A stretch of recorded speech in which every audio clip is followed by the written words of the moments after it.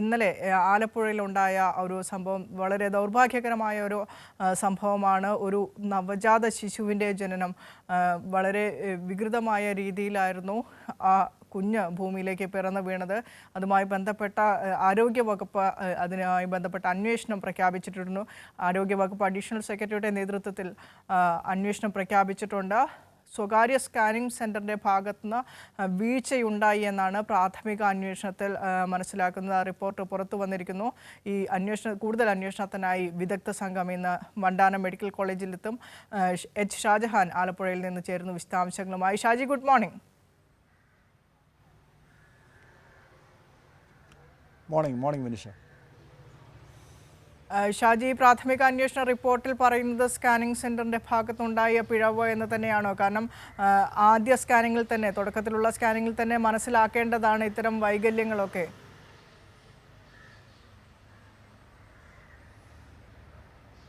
തീർച്ചയായിട്ടും വിനിഷ സൂചിപ്പിച്ച പോലെ തന്നെ ജില്ലാ മെഡിക്കൽ ഓഫീസറുടെ നേതൃത്വത്തിലുള്ള ഒരു അന്വേഷണ സംഘത്തിൻ്റെ റിപ്പോർട്ടാണ് ഇന്നലെ ആരോഗ്യമന്ത്രിക്ക് കൈമാറിയിരിക്കുന്നത്.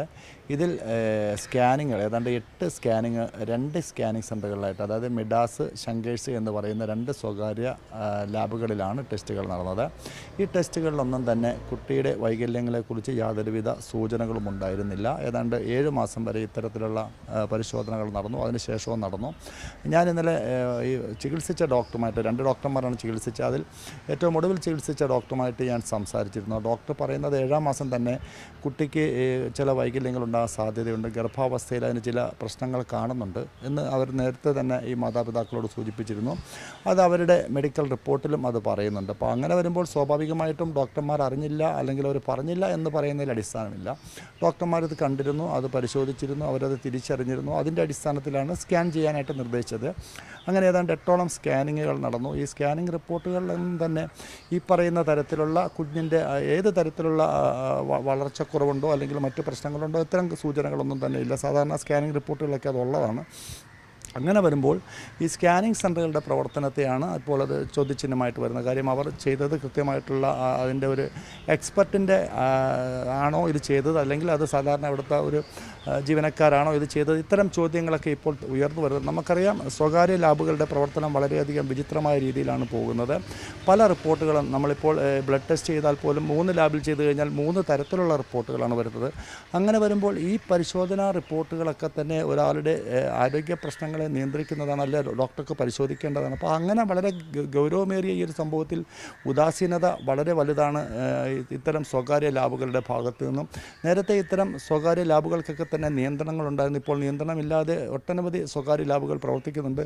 അത്തരം ലാബുകളുടെ പ്രവർത്തനത്തെ കൂടി കുറ്റകരമായി കാണിച്ചിട്ടുകൊണ്ടാണ് DMO റിപ്പോർട്ട് നൽകിയിരിക്കുന്നത്. കാര്യം, സ്വകാര്യ ലാബുകളുടെ ഈ സ്കാനിംഗ് റിപ്പോർട്ടുകൾ കൃത്യമായിട്ടുള്ള വിവരങ്ങളില്ല. അത്തരം ലാബുകളുടെ പ്രവർത്തനത്തെക്കുറിച്ച് അന്വേഷിക്കാനുള്ള റിപ്പോർട്ടും ആരോഗ്യവകുപ്പ് നൽകിയിട്ടുണ്ട്. എന്തായാലും DMOയുടെ റിപ്പോർട്ടിൽ പറയുന്നത് ഡോക്ടർമാരുടെ ഭാഗത്തുനിന്ന് കൃത്യമായ ചികിത്സ നടന്നു, അവർ കാര്യങ്ങൾ തിരിച്ചറിഞ്ഞു. പക്ഷേ സ്വാഭാവികമായിട്ടും വയറിനുള്ളിൽ ഈ കുഞ്ഞിൻ്റെ അവസ്ഥ എന്താണ് എന്നുള്ള തിരിച്ചറിയുന്ന സ്കാനിംഗ് റിപ്പോർട്ടുകളാണ്. ആ സ്കാനിംഗ് റിപ്പോർട്ടുകളിൽ ഗുരുതരമായിട്ടുള്ള വീഴ്ച വന്നു എന്ന് തന്നെയാണ് ആരോഗ്യവകുപ്പ് ജില്ലാ ഓഫീസർ, മെഡിക്കൽ ഓഫീസർ അറിയിച്ചിരിക്കുന്നത്. അതോടൊപ്പം തന്നെ മെഡിക്കൽ സൂപ്രണ്ടുമായിട്ട് ഇന്നലെ സംസാരിച്ചു. അപ്പോൾ WNC ആശുപത്രിയിലും ഇത്തരത്തിൽ ചികിത്സാ പിഴവുകളൊന്നും തന്നെ ഉണ്ടായിട്ടില്ല എന്നുള്ളൊരു കാര്യം തന്നെയാണ് അവർ ബോധ്യപ്പെടുത്തുന്നത്. മാത്രമല്ല, 7-ാം മാസത്തിൽ തന്നെ ഇത്തരം ചില കുട്ടിക്ക് ചില അസ്വാഭാവികമായിട്ടുള്ള വളർച്ചയിൽ പ്രശ്നങ്ങളുണ്ട് എന്ന് കണ്ടതിനെ തുടർന്ന് അവരെ അവിടെ കിടത്തി ചികിത്സയ്ക്ക് ഡോക്ടർ നിർദ്ദേശിക്കുകയും ചെയ്തു. എല്ലാ ദിവസവും പരിശോധനകൾ നടത്തുന്നുണ്ടായിരുന്നു. പക്ഷേ ഏറ്റവും ഒടുവിൽ മെഡിക്കൽ കോളേജിൽ ഈ പ്രസവം നടക്കുന്ന സമയത്താണ് കുട്ടിക്ക് വൈകല്യങ്ങൾ കണ്ടത്. എന്തായാലും അത് സംബന്ധിച്ചാണ് ഇന്നിപ്പോൾ രാവിലെ ആരോഗ്യവകുപ്പ് മന്ത്രി വീണ ജോർജിൻ്റെ നിർദ്ദേശപ്രകാരമുള്ള ആരോഗ്യവകുപ്പിലെ ഉദ്യോഗസ്ഥർ രാവിലെ ആലപ്പുഴ മെഡിക്കൽ കോളേജിലെത്തും. ഈ കുഞ്ഞിനെ പരിശോധിക്കും.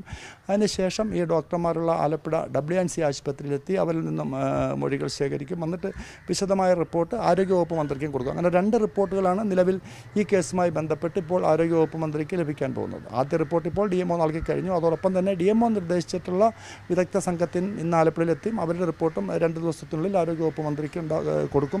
അതിനുശേഷം ആരോഗ്യവകുപ്പ് മന്ത്രി നേരത്തെ തന്നെ പറഞ്ഞിട്ടുണ്ട്, ആരുടെ ഭാഗത്ത് വീഴ്ചയുണ്ടായാലും ശക്തമായ നടപടി സ്വീകരിക്കുമെന്ന് പറഞ്ഞിട്ടുണ്ട്. കഴിഞ്ഞ ദിവസം അമ്പലപ്പുഴ MLAയുടെ നേതൃത്വത്തിലും ജില്ലാ കളക്ടറുടെ നേതൃത്വത്തിലും ഒക്കെ തന്നെ അടിയന്തര യോഗങ്ങൾ ചേർന്നിരുന്നു. ഈ യോഗങ്ങളിൽ മറ്റൊരു എക്സ്പെർട്ടിനെ കൂടി വെച്ചിട്ട് ഏതെങ്കിലും തരത്തിൽ ഡോക്ടർമാർക്ക് വീഴ്ച സംഭവിച്ചിട്ടുണ്ടോ എന്ന കാര്യങ്ങൾ കൂടി പരിശോധിച്ച് വരികയാണ്.